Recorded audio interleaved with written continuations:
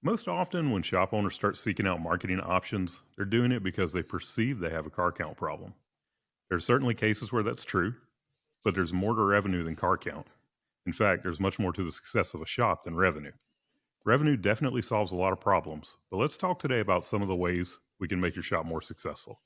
Today, our guest is Chris Cotton, owner of AutoFix Auto Repair Coaching, and also host of the Weekly Blitz with Chris Cotton, which is also part of Aftermarket Radio Network. But first, let me thank our sponsor, RepairPal, for providing this episode. RepairPal's certified network of shops are trusted by millions of customers each month. Learn more at repairpal.com/shops. Hey, Chris. Hey, how's it going, Brian? Well, how are you? Doing good. Just sitting here, watching a little bit of snowfall, but I think it stopped for the day. It is 80 degrees here in Louisiana right now. I sometimes that's great, but you know, it's, let's see, it's 43 degrees here right now. So I'm not jealous of your snow. Right. I know most people aren't, but the good thing is we're going to leave for a couple of days later this weekend to get out of it. So it'll be fine. Well, look, today we are going to be talking about how, car count is often not the problem when someone is looking for marketing for their auto repair shop. And, I wanted to bring you on and have you, as a guest, because I know that this is something that you talk with your shop owners about a lot. And, I guess we'll just go on and dig right in and get started. I mean, when a shop owner comes to you and the first thing that they're telling you is that they need to do something better with their marketing, what are your initial thoughts? In the beginning, I want to know what they're doing, if they're tracking it. And a lot of people often set out on a path and they say they're going to do something, but then they don't follow the plan. Like I earlier listened to your and Kim's podcast about a marketing plan and making a marketing plan. It's funny. It's like the boxing adage. It's all good until somebody gets punched in the face, right? It's cool to have a plan, but if you have a plan and then you don't realize what it's going to cost you or things like that, and then you go in and you just scrap it and then don't follow through on it, then obviously it does no good, right? Yeah. So, we will have clients or potential clients that will call us, and a lot of the better shops will actually say, I'm looking for a better type of client rather than, more clients. But there's so many other things that matter when it comes to making a successful shop that, there's money being left on the table when shop owners are starting to thinking about marketing or taking their marketing even further, because there are a lot of other things that they're just not doing that they could be doing much better. Typically, a lot of things come back to processes and procedures. Same thing with marketing. If you follow the marketing plan, it'll get you where you want to be. I had a conversation with a shop owner a couple of weeks ago. We were talking about 2023, what we're going to do different. And he was talking about, I want to spend $150,000 on this to add this new service, or we have a shop next door and I want to move these people over to that shop. And I told him, I said, well, let's talk about your average repair order first and how many cars you do a week. And he's a super busy shop in Virginia. They have well over 100 cars a week, and their average repair orders in the high 400s. Well, if we did a better job of what we're doing, our average repair order, even if we just changed it $50 and did a better job of inspecting the customer's cars, preventative maintenance, things like that, recommended services, we could add hundreds of thousands of dollars to our top line and not have to spend $150,000 on an added service or another alignment rack or anything like that. And so a lot of shop owners, they just think, and this is the shop owner's fault a lot of the time. If I just work harder, we'll be more successful, or it'll be easier. And one of the things you get into is if you look at the numbers and profit and things like that, if you're not making any money, working harder is not going to get you out of it. right? Like it's just going to make you more broke or make you feel more frustrated because you're like, okay, I spent more money marketing and I got 30 more cars a week, but I'm not making any money. Mm-hmm. Yeah, we used to laugh about that in one of the coaching programs that I was in, where we talk about how, I'm losing a little bit of money on every one of these services that I sell. I just need to sell a whole lot more of them. And honestly, as a shop operator, I kind of had a similar issue when I had my shop. We did a lot of tires, and the tire work was profitable, and our actual repair services weren't profitable. If you pulled the tires out of it, our average repair order on just the mechanical side of it was like barely $200 a ticket. And then when I got to look at margins for my shop, I'm embarrassed to say this, but if you catch me in some of my personal classes and stuff, I talk about this. I had one of the worst parts margins ever on the planet. I've only seen a handful of shops with a worse parts margin than me. Our parts margin was like 22% when I first started, and somebody double checked me and was looking at it. And by the time we factored everything else into it, and so I'm embarrassed to say, but we were able to fix it, right? So there's, again, if you track and measure things, you can always fix it. And we were doing the same thing. We were doing 100 cars a week, and we were doing, this is in the 2000s, that first decade, we were doing 1995 oil changes, but we were doing so many of them that everybody was just so busy getting those done that we didn't have time for anything else. And we were our own worst enemy, right? Yeah. Yeah. And I see that as a very common thing where, people will, they'll want to do something like get more cars in the shop when they really have not perfected the processes and the procedures. And it's crazy because, man, marketing is hard. Getting the cars in the shop is hard, but maintaining an average repair order, maintaining profit numbers, that's just something that once you decide to do it. Yeah. And shop owners as an industry, we've never had as many great tools and technology as we have now. Like the DVI platform and following it, you've got texting and all of those things that really make our people more productive and more efficient than they've ever been. And if you just follow it, it'll lead you to success. But you have to follow it. You have to invest in it. You have to train it, and then you have to follow your process. So what is the gold standard for you and your clients when it comes to ARO? What are you looking for? So it depends on the client. So if you have a general repair shop that does tires and has a good margin and the tires is not a loss leader, then I want your average repair order to be 6x your labor rate. So let's just say it's $100 an hour times 6, your average repair order should be $600. And I talk to a lot of shop owners and they're like, well, but we do state inspections and we do oil changes and we do this. I don't care about any of that. I want it to be 600 with all of that included in there. And so if you're a Euro shop or a diesel shop, like you do 3/4 tons, half tons, 1 ton diesels, like not heavy duty fleet, but F350s in there, it should be 9x your labor rate. And again, so please don't anybody say, hey, my labor rate as a Euro shop is $100 an hour. It shouldn't be. I don't even know that we want to go there. Or a diesel shop shouldn't be $100 an hour. But we'll use that example. So if you're a Euro shop or a diesel shop, and your labor rate was $100 an hour, you take that, multiply it times 9, your average repair order should be $900.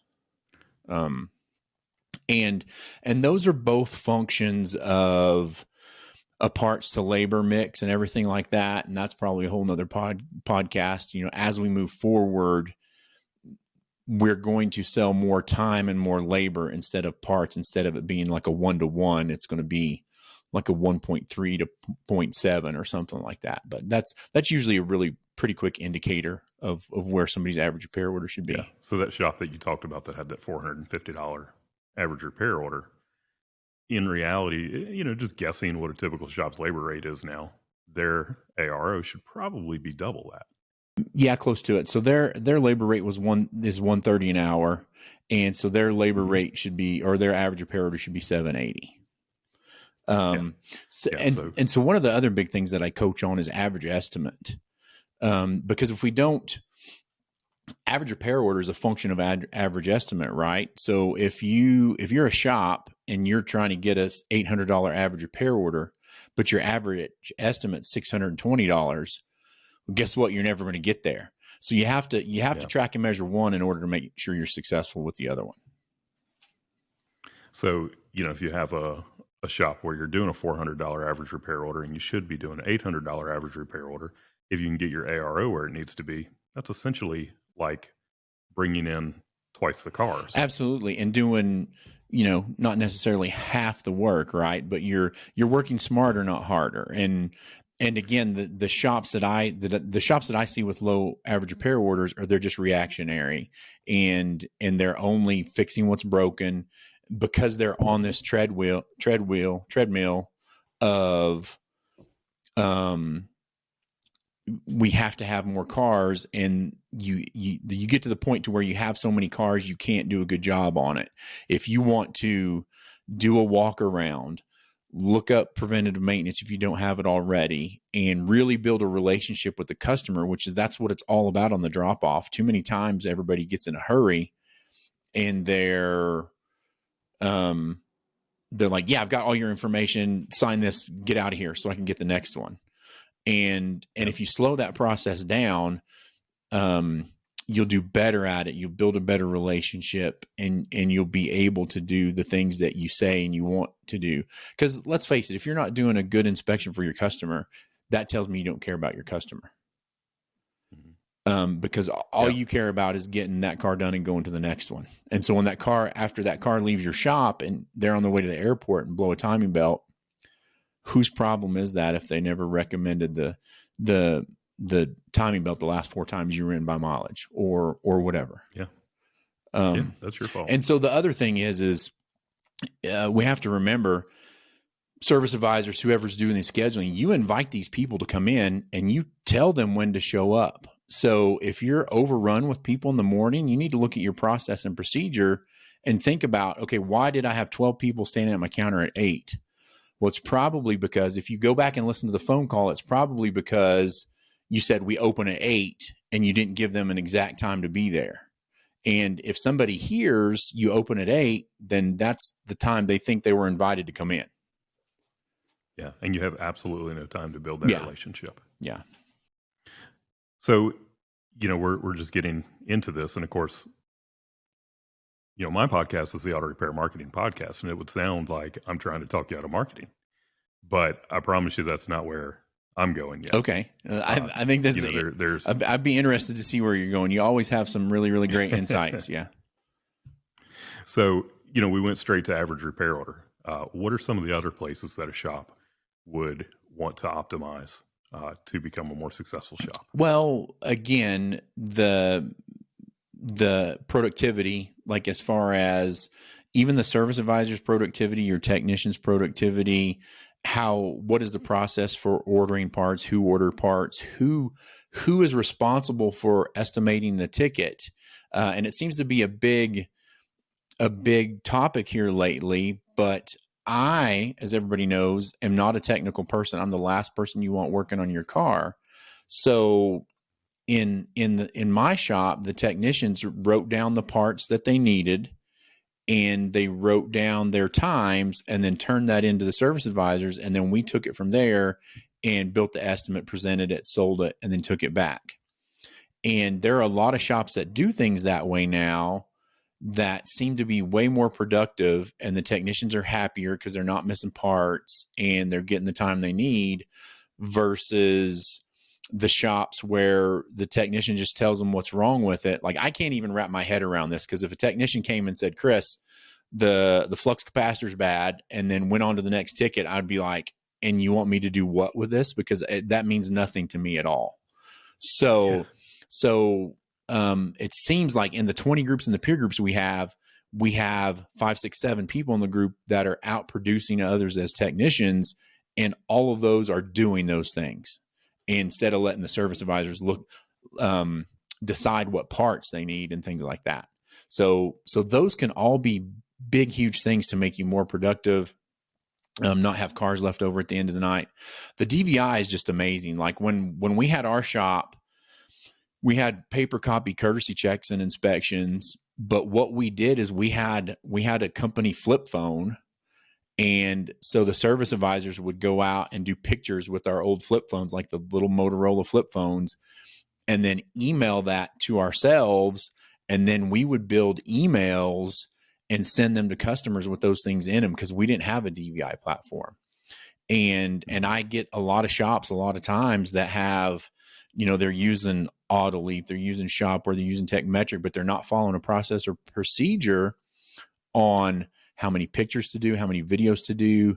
Does the service advisor do a video introducing themselves? Does the technician do an introduction doing themselves? And people are like, Chris, I don't have time for that. But I've kept pretty good track record of it. And every shop that I've ever taken, from paper copy or courtesy check or inspection to an actual DVI format, or somebody that doesn't have one to a DVI format, the average repair order goes up about $240 a ticket, just going from one and following a process. That old line about I don't have time for that, that is that speaks a lot for itself. Right. Because the fact that you don't have time for it is telling you that you need to do it, because you make more money with less cars. Right. And slow the process and less down. Cars gives you more time. So yeah, it's I don't know. It's just interesting to watch how these things work sometimes. So when it comes to the things that we're talking about, what is the one thing that you see that's normally the most impactful for a shop? Just to like when you say that, most impactful as far as like increasing revenue, or? Yeah. Well, revenue is a funny thing, because they get starry-eyed about revenue, but revenue doesn't matter. It's how much of it you keep that really matters. And a mentor of mine is known for saying that, people will step over $500 500 times to get to $5,000 once. And, sometimes it just doesn't make sense the way that we look at money. So when I say impactful, I guess everything kind of comes down to the bottom line. Yeah, the bottom line, but I think the impact is really owner led. If I'm really thinking about it and trying to come up with a good answer, if the owner's so busy being in the business that they can't stop and make sure that these processes and procedures are being followed, then everybody's in this helter-skelter world of whatever. And I did a podcast and wrote a blog post about it. Are you a thermostat or are you a thermometer in the business? And you can be somebody that your mood or your temperature rises and falls and you're throwing stuff and mad or whatever, or you can set your even keel baseline and have everybody relax and come down to your level. And so again, that goes to leadership. And I guess the point I'm trying to make is the owner has to own the fact that it's their business and that the only way it's going to change is if they make a change. But then you have to be actively coaching and watching what's going on in your business so that you can make corrections and hold people accountable. Yeah. So, kind of where I was going with the questions, where it would sound like I'm trying to talk people out of marketing, is this: would you rather have a marketing company that could bring you another 100 cars a week when you're barely making money on a car, or a marketing company that could bring you 100 cars a week when you have a high average repair order, you have a high profit margin? And it's important to get those things in place first before you just start trying to dump money at a problem, which is something that many business owners try to do. Is they just try to dump money at a problem because they don't want to take the time to get their processes and procedures the way they need to be to get the business running like a fine-tuned machine. And marketing, well, marketing can be expensive. And if you're not maximizing everything that happens from your market, as marketers, the only thing that we can do really is get people to your business, and then you have to take over from there. So, the bad phone skills. Yeah, I was going to say something like that. So marketing's like tattoo, right? Like a tattoo. Like you can get a $200 tattoo or you can get a $2,000 tattoo. But there's a huge difference between those two tattoos, right? And I'm glad you talked about the phone skills, because I have a lot of clients that use your format, and I go through and listen. And I was listening to one the other day, and sorry, some of this will get edited out, but what had happened is that in the phone call, somebody called up with a car that wasn't running. The service advisor told the customer it'll be 5 days before we can get a look at it, and pretty much left it at that. Made them an appointment for 5 days from now. So what do you think happened when that customer hung up the phone? Well, they called the next shop. So we've already spent money getting that phone to ring and talking to the customer, and we fumbled at the very last step. And really what precipitated this was the marketing's really pretty good, but I just need to figure out how to get a couple more cars a week. Well, the answer is you're already getting those phone calls. You just have to pull them in. And so the end goal of all that, or the story was, and he sent me a text yesterday saying, hey, we've made a new process and procedure for that. All shop owners have a relationship with a tow company. Like how that should have played out was, hey, thanks for calling in. We can for sure take a look at that. What we need to do is we need to get it up here. I'm going to send the tow truck out, and they'll call you to make sure the keys are there and everything like that. They'll bring it back.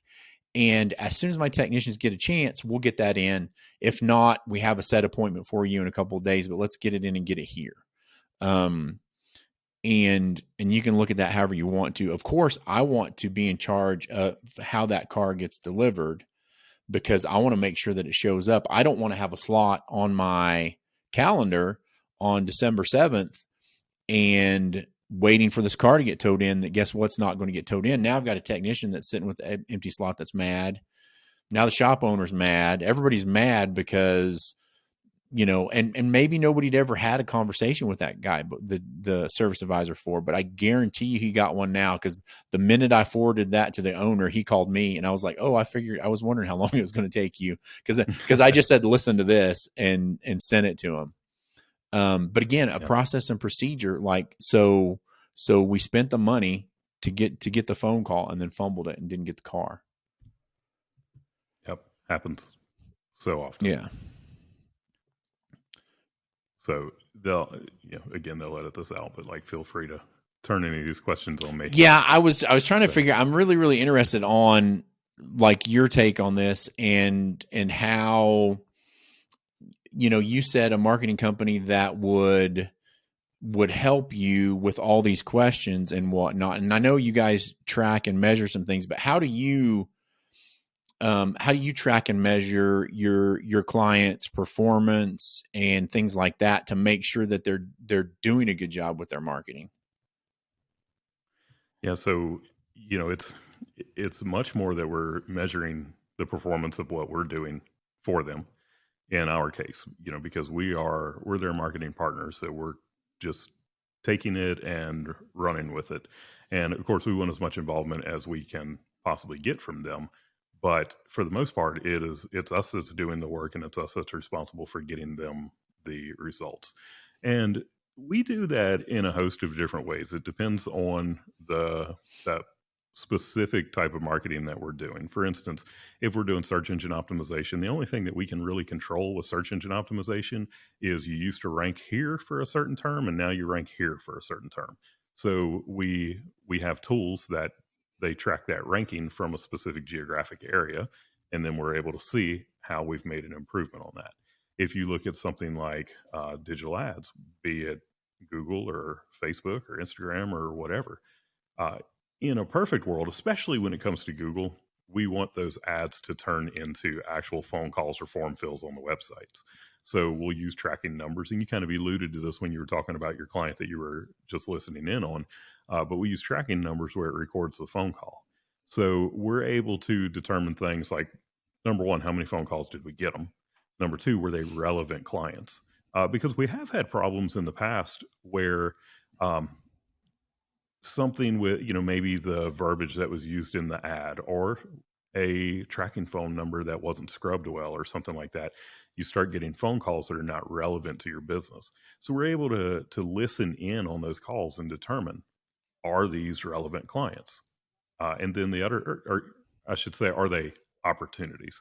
And then finally, the other thing that we look at with that is, does the shop have good phone skills? Because we have had to talk to shop owners before about either poor phone skills or phones not getting answered at all, Right. which happens more than you would think it does. Well, But one thing I hate is I go through and listen to phone calls, and it takes like 45 seconds to get to an actual person. It drives me nuts. Yeah. Like for me, I'm extremely impatient and I'm ready to go to the next one. If I called you and had to wait a minute to talk to a real person, I've probably hung up and gone on to something else.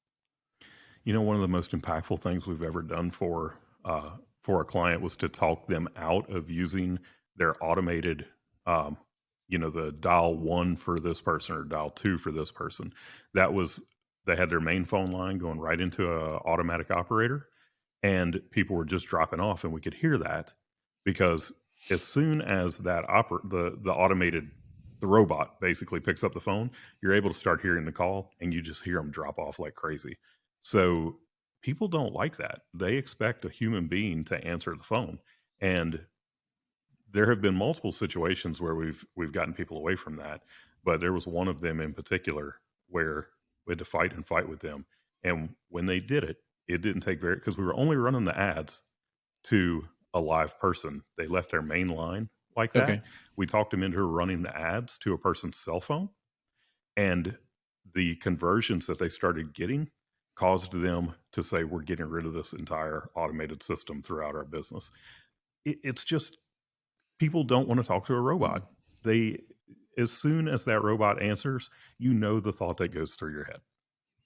Yeah. Who am I going to talk to? Are they even going to be in this country? Anything else like that? It goes on and on.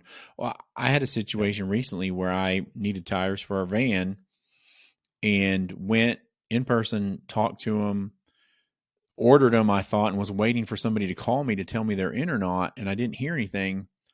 It took me like, when I'm in working, I'm in my office and I don't have time to go to town.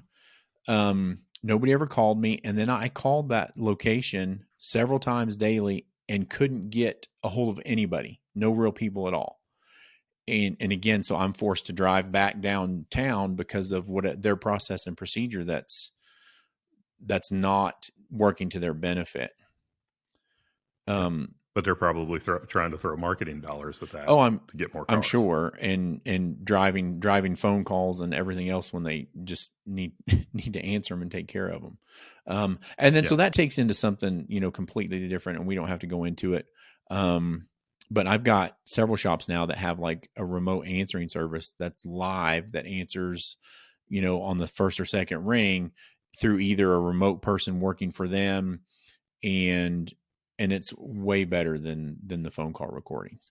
One thing I did want to quiz you on, though, as we're talking about this, and it may be relevant, it may be not, but it's kind of a burr in my saddle, is there are some marketing companies that take credit for everything. Like no matter what, they take credit for everything and not really what, like, you know what I mean? Like, maybe you can go into that better. No, I know exactly what you mean. And if you're listening to this and you want to know what we're talking about, just go to the homepage of your website and look at the phone number and see, is the phone number that's displaying there actually your real phone number?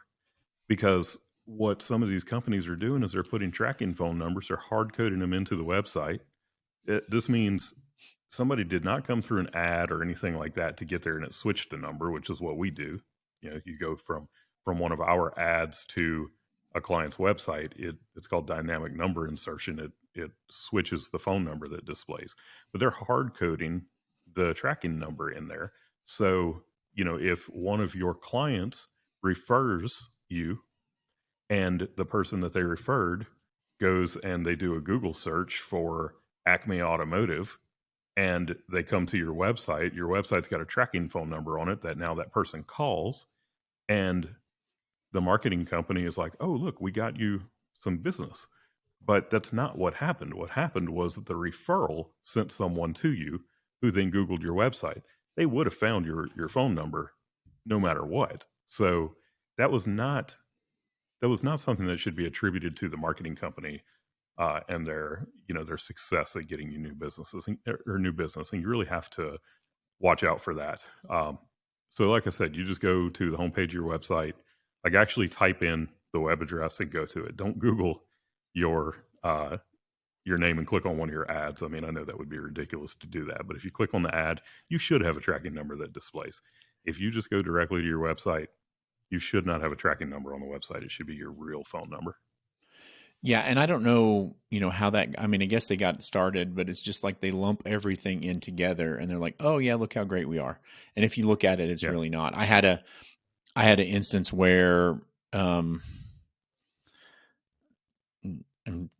anyway, it's a very successful automotive magazine that wanted to do some digital ads with me after I did or helped them do an article.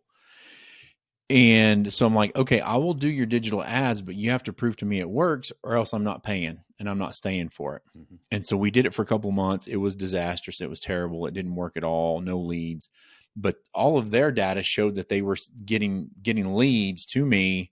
And I'm like, no, all my data shows you're not. And so we had a round around and lawyers got involved, but I ended up coming out. But anyway, there really is a lot of smoke and mirrors when it comes to marketing. Yeah. So you got to be careful with, who it is that you're working with, and also getting into the stuff that is not the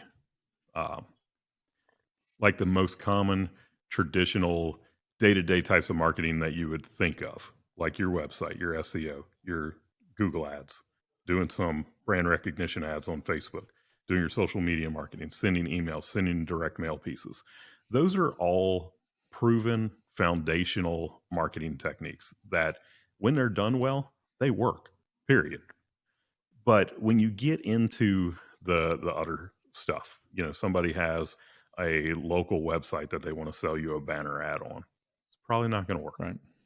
Somebody that has the tube mailer that I talk about all the time in our podcast, it's probably not going to work. And if it does, it's absolutely going to bring you the wrong type of client. When you get into, and I hate to say this, but, even things like geofencing, geotargeting, and we've real-time and you bidding. and I have tried that before. And I spent my own money trying to market my own business that way. Right. And same thing, the professionals that do geofencing were showing me reports, showing me all of the leads that they got me. It's like, oh, well, that's nice. Where are right. Yeah. Cause I don't have any of that. Yeah. It's the shiny objects that people tend to look at and say, oh, that's, they like the way it works because it's cool. And it is, geofencing, real-time bidding, the way that those things work really is cool.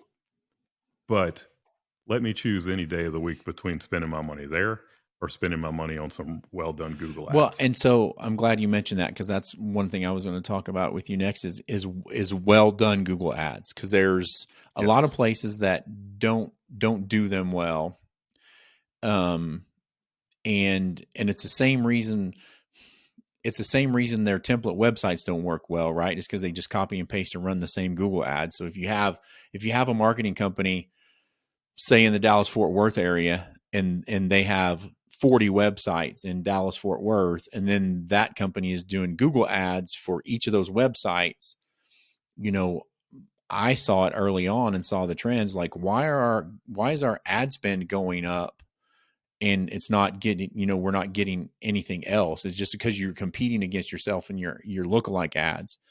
But, and I'll let you talk about that here in just a second. But one thing I wanted to say was, if you're going to do anything, do it well, get into it, and go track it, measure it. Google Ads, I don't remember. I don't know. You may know. I don't know what year Google Ads officially started, or AdWords or whatever. I have no idea. But when I had my shop, I had, and this has probably been 15, 16 years ago. We had a snow day, and I went in to answer the phones. And while I was there, I was like, hey, I'm going to put some content on Facebook and do some other stuff. And back then we weren't doing any videos on Facebook. It was new. It was just like posts and things like that. And you could do a search for our shop, and we ranked first just off of Facebook, off the content from Facebook. And then later on, we had another snow day, and I did my very first website for the shop and came up and wrote all the content over 2 days and everything like that. And I think at the same time, AdWords was starting or just getting started, and some people got into it. But I myself went and got AdWords certified. But all that stuff changes so much and so often that unless you're like an expert in Google Ads, there's no way you can keep up. And that's why I tell shop owners all the time, if you want to do it and do it well, you need to hire somebody else that can watch it and do it. Yeah. But the most common reason that an ad set does not work well. What's that? Is there's not enough budget. Okay. And yeah, I would get that.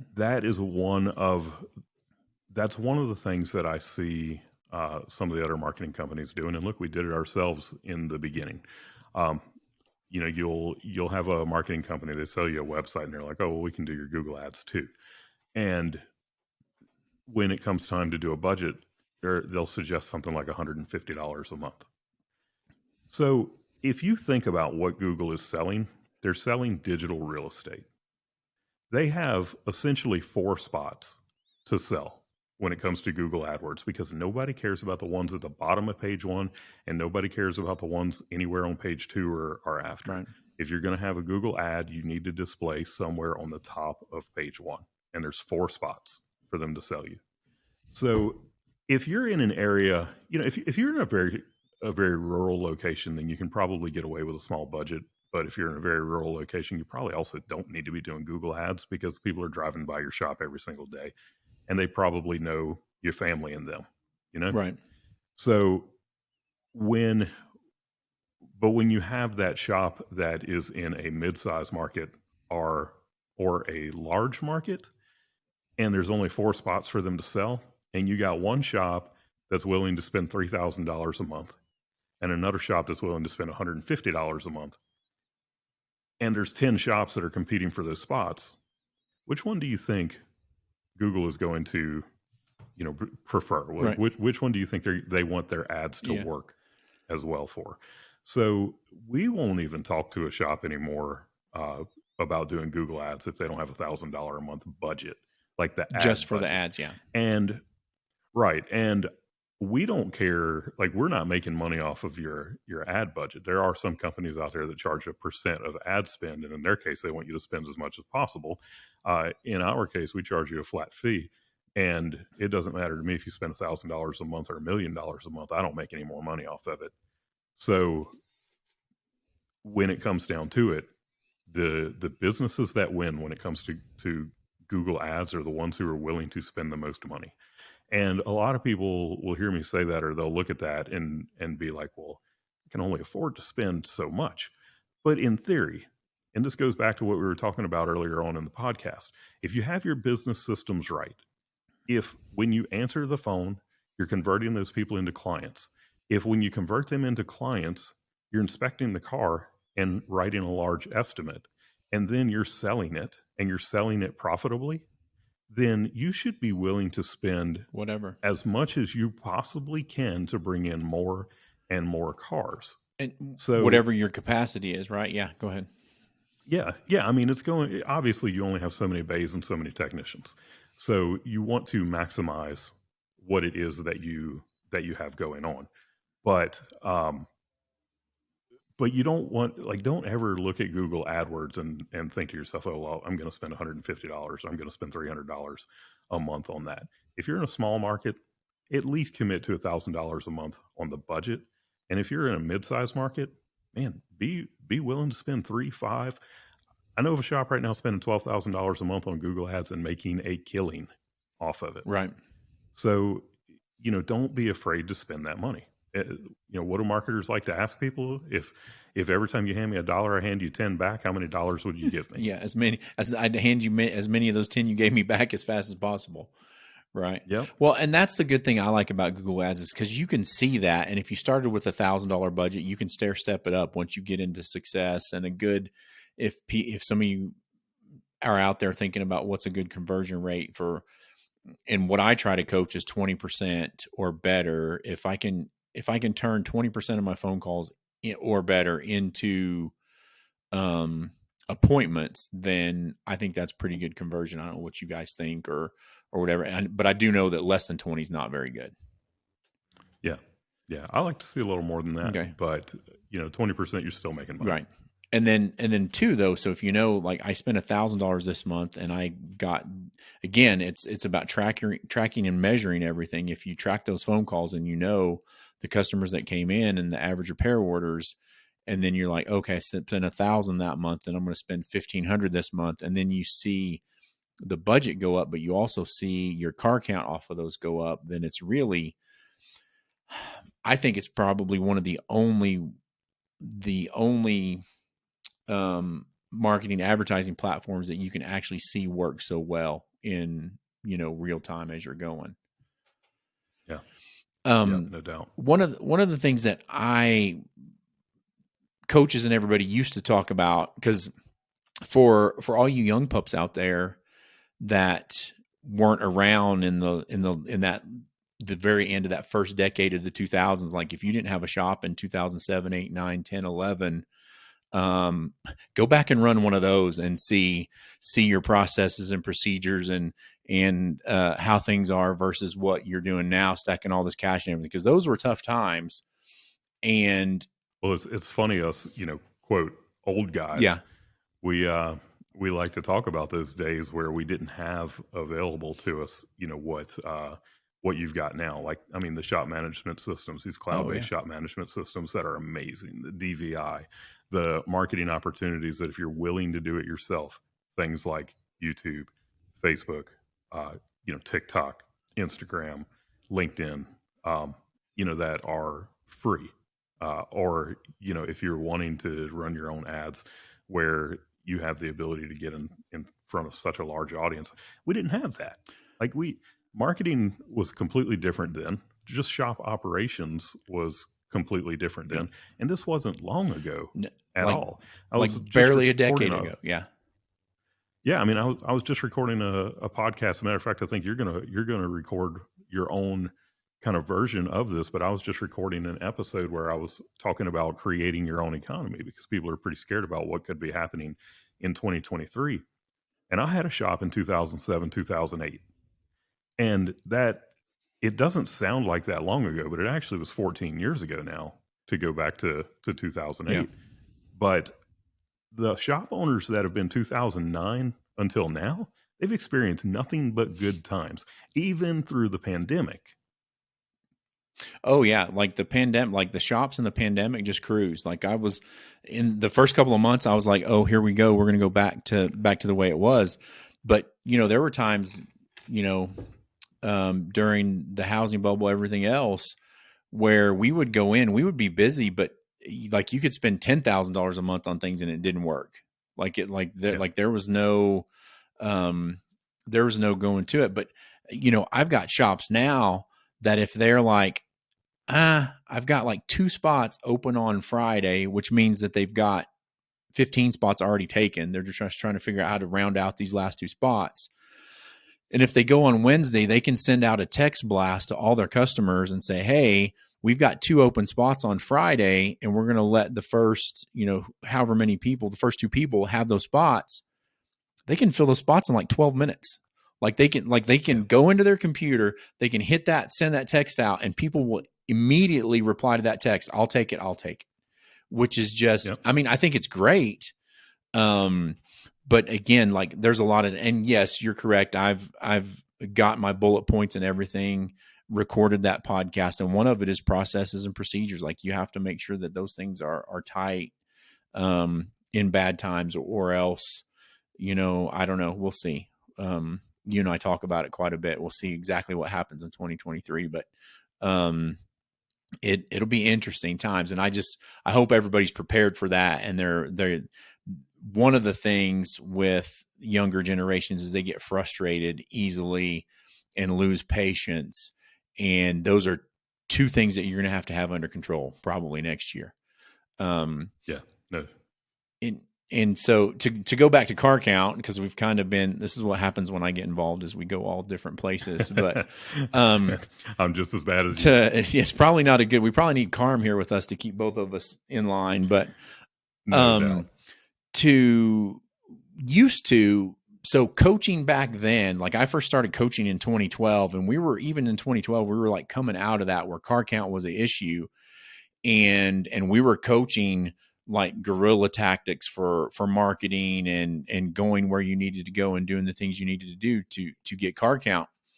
When we did marketing calendars in the old days, we did marketing calendars to always add cars because we were always short on cars.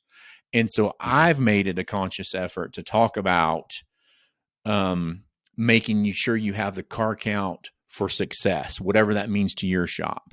And I don't like it when people compare their shops to other shops, because this is one industry where we're all completely different. Like we don't have the same rent cost. Typically, we don't have the same labor cost. It might be similar, but really each shop's individually has its own cosmos or ecosystem or whatever.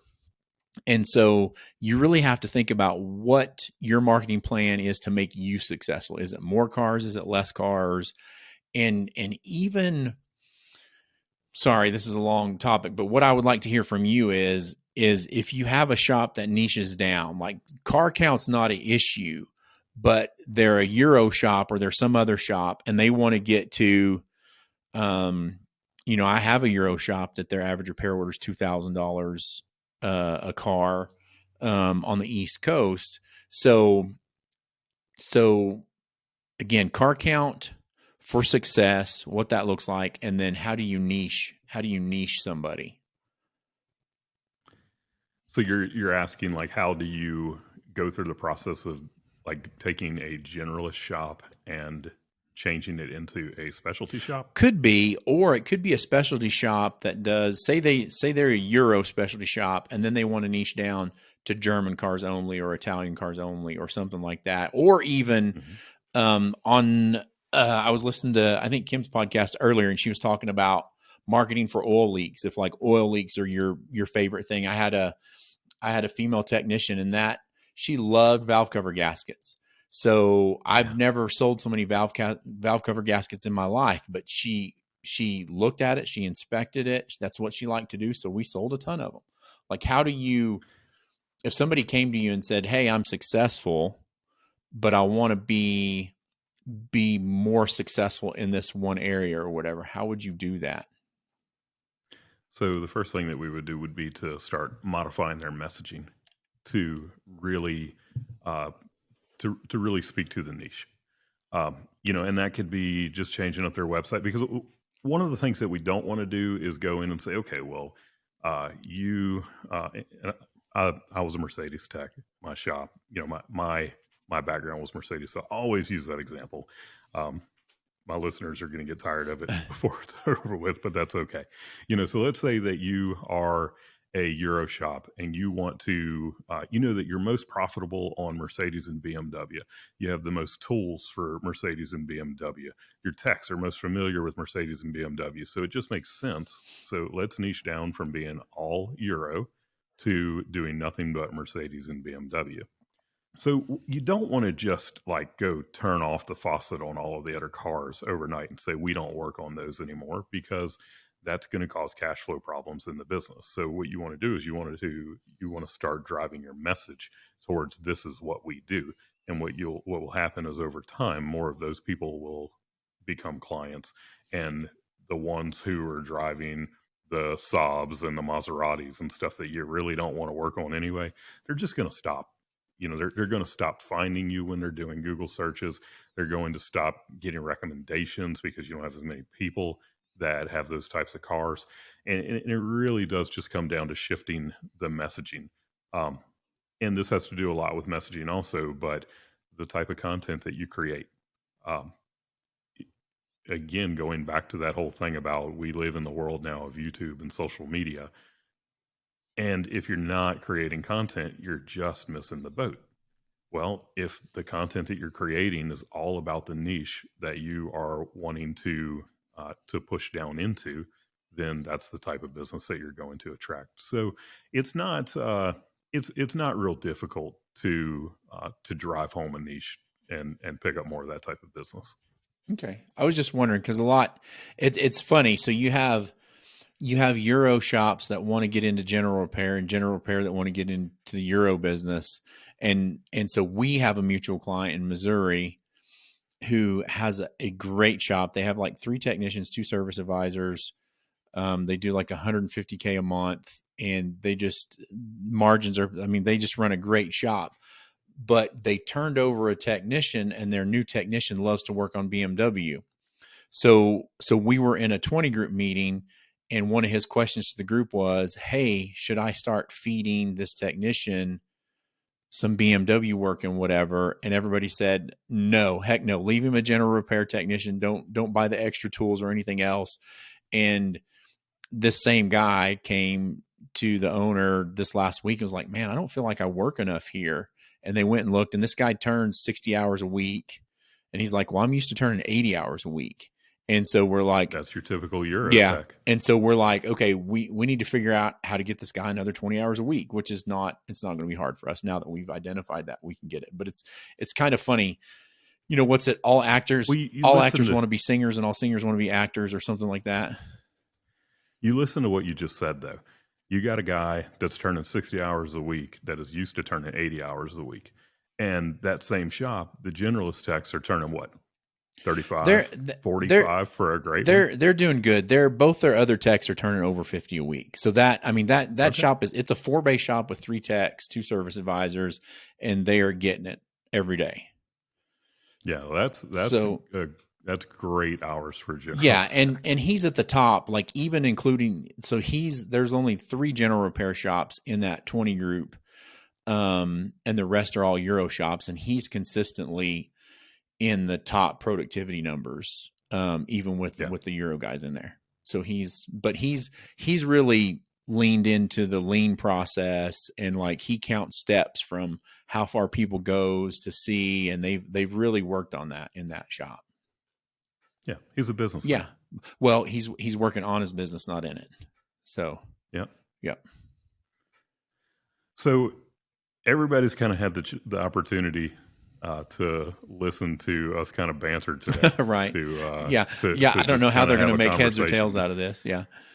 Well, we talked about a whole lot of things, but I do think that we drove home the point that when it comes to marketing, sometimes it's not actually the marketing that you need to be focusing on. Right. Sometimes it's about getting your processes and your procedures and everything right, so that when you do go all in on marketing, you're seeing the best return that you possibly can from it. Right. So yeah, I appreciate being able to have the conversation today. How can people find you if they want to talk to you? So the best way is just email me, Chris at autofixsos.com. So it's CHRIS at AUTOFIXSOS.com. You can also go to the website, autoshopcoaching.com, or my cell phone number is 580-491-3519. I'm always up for listening to a shop owner, helping them out with the issue. Like I'll stop and spend 30 minutes with anybody if they're having trouble. So I don't want anybody to be in this industry and not achieving their dreams and getting where they want to get. Awesome. Well, you kind of got a twofer today to be able to hear both the Auto Repair Marketing Podcast and the Weekly Blitz with Chris Cotton, which, by the way, are both podcasts on the Aftermarket Radio Network. So if you go to aftermarketradionetwork.com, you can access all of those podcasts and be able to listen to some really good information from the standpoint of a marketer, a coach, a financial guy, and a technician. So there's some really great information there. Yep. So thanks for listening again today, and we will have you back with us next week.